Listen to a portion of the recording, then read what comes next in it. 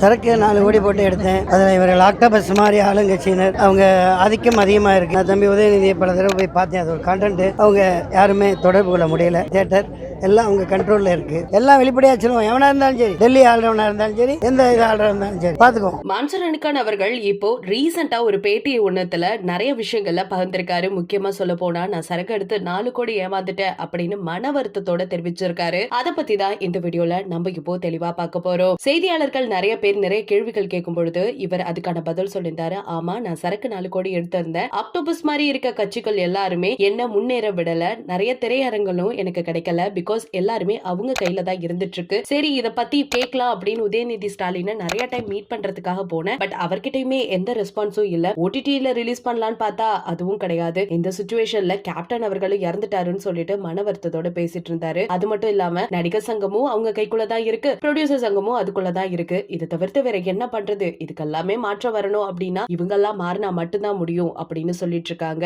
அது மட்டும் இல்லாம இன்னும் மேலும் மேலும் கேள்வி கேட்டுட்டு இருக்கும் போது இவர் தெளிவா ஒரு விஷயத்த சொன்னாரு. எலெக்ஷன் வேற வந்துருச்சு. சோ எங்களோட நோக்கம் எலெக்ஷன் தான். சோ அதுல கான்சென்ட்ரேட் பண்ணி எல்லாருக்கும் என்ன தேவை அப்படிங்கறத மட்டும் தான் நாங்க பார்க்க போறோம். புறா விடுறாங்க, காக்கை விடுறாங்க, எலிய விடுறாங்க, முருகனை விடுறாங்க, இப்படின்னு எக்கச்சக்க தூதுகள் விட்டுக்கிட்டு தான் இருக்காங்க. ஆனா எதுவும் மாறப்போறது கிடையாது. அப்படிங்கும்போது உடனே அங்க இருக்க ஒரு செய்தியாளர் வந்து ஒரு கேள்வி கேட்கிறாங்க. கேப்டன் கட்சி எப்படி போயிட்டு இருக்குன்னு எதுவும் உங்களுக்கு தெரியுமான்னு கேட்கும்போது அதை பத்தி சொல்றதுக்கு ஒண்ணும் கிடையாது. ஏன்னா எனக்கு அதுல எதுவுமே தெரியாது. யாரை பத்தி நான் சொல்றதுக்கு விரும்பல அப்படின்னு சொல்லியிருக்காரு. என்னோட நோக்கம் இப்ப எளியவர்களோட ஜனநாயகத்தை கொண்டு வரணும், எளியவருக்கான அரசியலை கொண்டு வரணும். இப்ப போலியான ஜனநாயகம் தான் நடந்துட்டு இருக்கு. முக்கியமா சொல்ல போனா ஏமாத்தம் தான் நிறைய நடந்துட்டு இருக்கு. இப்ப என்னோட கட்சி முழுக்க முழுக்க தேசிய கட்சியா கொண்டு போயிட்டு தான் இருக்கேன். கண்டிப்பா அரசியல்ல ஒரு நல்ல இடத்துக்கு வருவேன் அப்படின்னு நம்பிட்டு இருக்கேன் அப்படிங்கிற மாதிரியும் சில விஷயங்கள் பகிர்ந்திருக்காரு. இன்னொருத்தர் கேக்குறாரு, ஆட்சி நடந்துட்டு இருக்குன்னு சொல்றாங்களே, அதை பத்தி உங்க நோக்கம் அப்படிங்கும் போது இதை பத்தி நான் என்ன சொல்றது? நீங்களே தாளிச்சுக்கிட்டு தான் இருக்கீங்க. இதை பத்தி நான் என்ன பேச போறேன்? 70 வருஷமா இருக்கட்டும், 150 வருஷமா இருக்கட்டும், ஏன் 38 வருஷமா இருக்கிற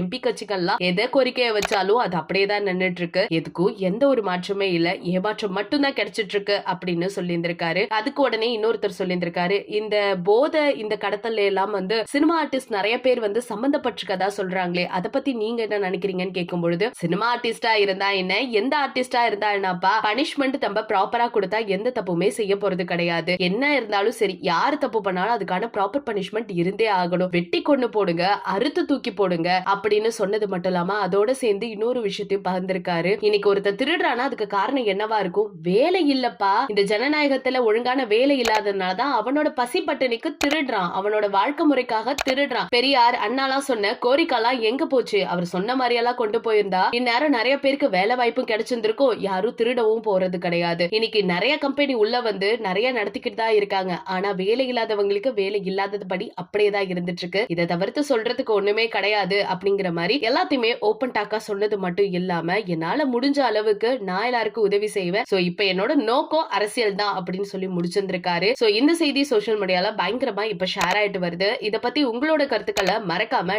நம்ம கமெண்ட் செக்ஷன்ல ஷேர் பண்ணிக்கோங்க.